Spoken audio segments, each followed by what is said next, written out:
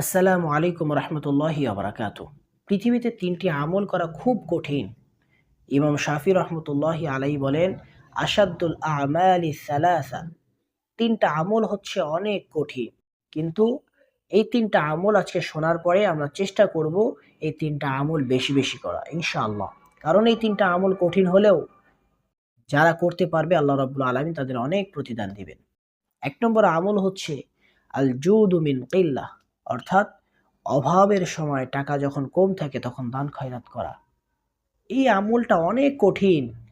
আপনার পকেটে ৫টা টাকা রয়েছে, তখন যদি আপনার কাছে কোনো ভিক্ষুক আপনার কাছে কিছু সাহায্য চায়, তো আপনি তখন দেখবেন যে আমার পকেটে ৫টা টাকাই রয়েছে, যদি আমি এই ৫ টাকাও দান করে দিই বা তার থেকে ২ টাকাও দান করে দিই, আমার কাছে থাকবে ৩ টাকা বা কিছুই থাকবে না। এই যে চিন্তা ভাবনা, এই যে অভাবের সময় দান করা কিন্তু খুবই একটা কঠিন কাজ। অভাবের সময় দান করা খুবই একটা কঠিন কাজ। এইজন্য ইমাম শাফি বলেছেন যে ৩টা কাজ পৃথিবীর মধ্যে সবথেকে কঠিন। তার মধ্যে ১ নম্বর হচ্ছে আল জুদ মিন কিল্লা, অভাবের সময় দান করা। ২ নম্বর হচ্ছে আল ওয়ারউ ফি খালওয়া, নির্জনে আল্লাহকে ভয় করা। ২ নম্বর কঠিন কাজ হচ্ছে আল ওয়ারউ ফি খালওয়া, নির্জনে আল্লাহকে ভয় করা। দেখেন, যখন অনেক মানুষের মধ্যে থাকি, যখন আমরা মেলা মানুষের ভিতরে থাকি বা মানুষজনের সাথে কথাবার্তা বলি, তখন কিন্তু খুবই গুনাহ আমরা কম করি। কিন্তু যখন আমরা নির্জনে থাকি, যখন একা থাকি, আমাদের হাতে বর্তমান সময়ে ইন্টারনেট রয়েছে, টাচফোন রয়েছে, তখন আল্লাহকে ভয় করা খুবই কঠিন হয়ে যায় আমাদের জন্য। তখন গুনাহ করা আমাদের জন্য সবথেকে সহজ। শয়তান তো এমনিই পিছনে লেগে থাকে, আর তখন শয়তান আরো বেশি পিছনে লাগে।